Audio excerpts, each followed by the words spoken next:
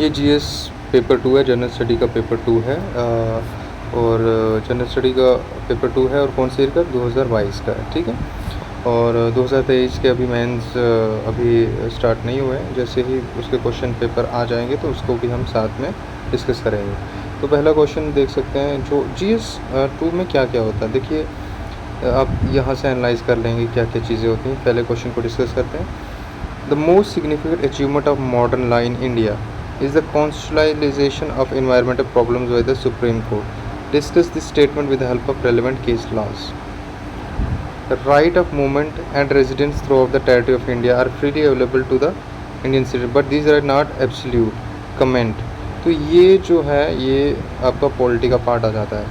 To what extent, in your opinion, has the decentralization of power in India changed the governance in landscape of grassroots? अब ये कहता है कि ये पंचायती राज के बारे में बता रहा है। Discuss the role of vice president as the chairman of Rajya Sabha. Okay, ये क्वेश्चन आपको बताना है। Vice president discuss the role of, ये वेरी इजी क्वेश्चन बताया पॉलिटी में इस बार। Discuss the role of national commission of for backward classes in the wake of transmission of statutory to a constitution body. तो ये national commission of for backward classes transformation from statutory body to constitution body, ये आपको देखना है। फिर ये जो सारे क्वेश्चन थे ये पॉलिटी के थे। 10, 20, 30, 40, 50 मार्क्स तो यहीं पे कवर हो गए। The Gati Shakti Yojana needs meticulous coordination between the government and the private sector to achieve the goal of connectivity. Discuss. अब ये योजना है तो ये आपको योजना मैकेनिज्म में जो ये साथ साथ में योजना जो है इसको आपने देखना है कि योजना एक इम्पॉर्टेंट जो पब्लिक पॉलिसीज़ है वो इम्पॉर्टेंट हिस्सा है। इसमें से क्वेश्चन आता ही आता है, पब्लिक पॉलिसी का क्वेश्चन आता ही आता है। जो इम्पोर्टेंट होगी वो आएगी। The right of person with disabilities act 2016 means only a legal document without intense sensitization of the government functionaries citizen regarding disability. Comment. we कहते हैं right of person with disabilities act 2016 जो है वो एक सिर्फ लीगल डॉक्यूमेंट रह गया है विदाउट उसकी जो उसकी सेंसिटिविटी थी गवर्नमेंट फंक्शनरीज़ की और सिटीजन की रिगार्डिंग डिसेबिलिटी, इसके ऊपर कमेंट करने को कहा है। Reforming the government delivery system through the direct benefit transfer scheme is a progressive step but it has limitation to comment. अब ये कहता है कि ये एक अच्छा स्टेप है डायरेक्ट बेनिफिट ट्रांसफ़र का, बट ये कहता है साथ में ही इसकी जो लिमिटेशन भी है साथ साथ में, तो उसके बारे में आप बताइए।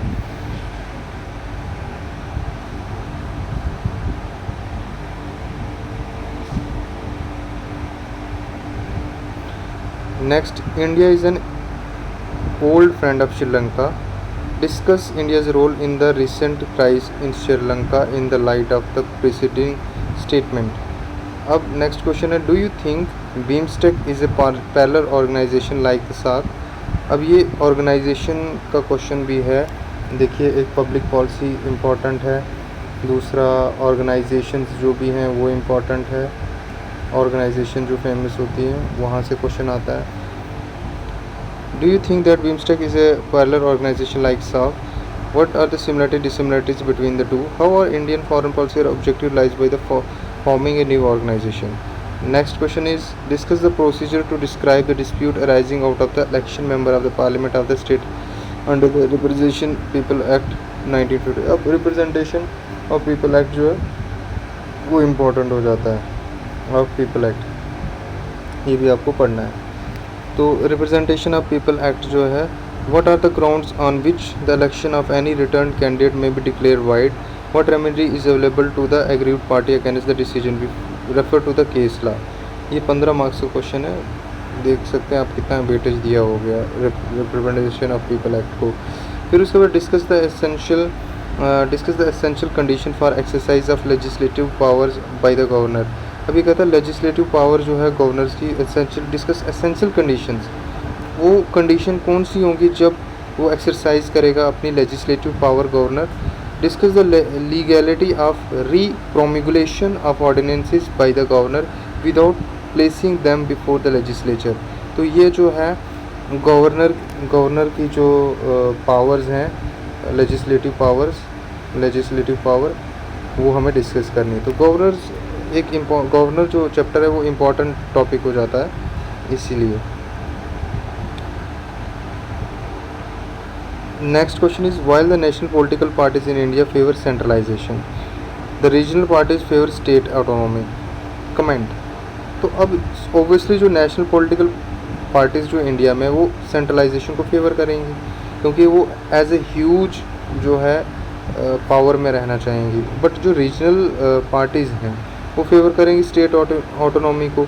रीज़न, क्योंकि जो रीजनल पार्टी है उनको स्टेट ऑटोनॉमी जो होगी वो जब मिलेगी तो वो अपने स्टेट में रहेंगी. अगर उसे डिमिनिश कर दिया जाएगा तो सेंटर, इसको हम लिंक कर सकते हैं वन इलेक्शन वन सिस्टम से भी.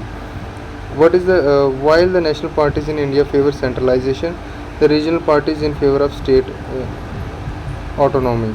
तो ऑब्वियसली जो है सेंटर ज़्यादा सुप्रीम है.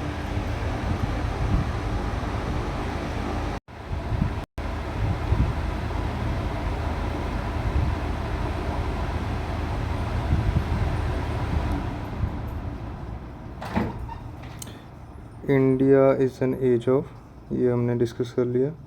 उसके बाद ये भी ऑर्गेनाइजेशन का भी कर लिया, रिप्रेजेंटेशन पीपल एक्ट का भी कर लिया, लीगलिटी ऑफ ये वाला भी कर लिया, नेशनल पार्टीज ये वाला भी कर लिया. Critically examine the procedure through which the presidents of India and France are elected.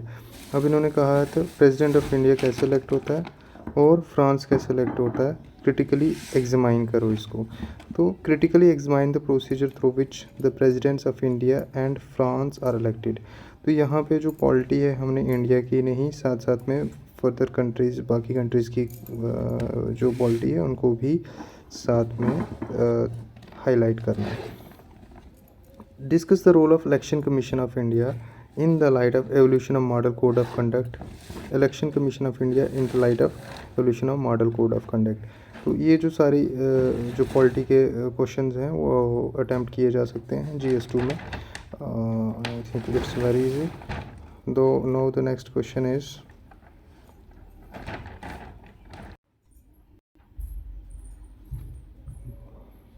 beside the welfare schemes, India needs to draw a deft management of inflation and unemployment to serve the poor and underprivileged section of the society. Discuss. Do you agree with the view that increasing dependence on donor agencies for the development reduce the importance of community participation in the development process? Do you agree with the view that increasing dependence on donor agencies for development reduce the importance of community participation in the development process? Justify your answer. ये environment का ये economy का question है और ये भी economy का question है. And next is right the right of children free compulsory education act 2009 remains inadequate in promoting incentive based system for children education without generating an awareness about the importance of schooling. Analyze. ये 15 marks का question है, ये भी polity का question है. then how will I2U2 India Israel UAE USA growing transform India's position in global politics? Clean energy is the order of the day. Describe briefly India's changing policy towards climate change to various international fora in the context of geopolitics.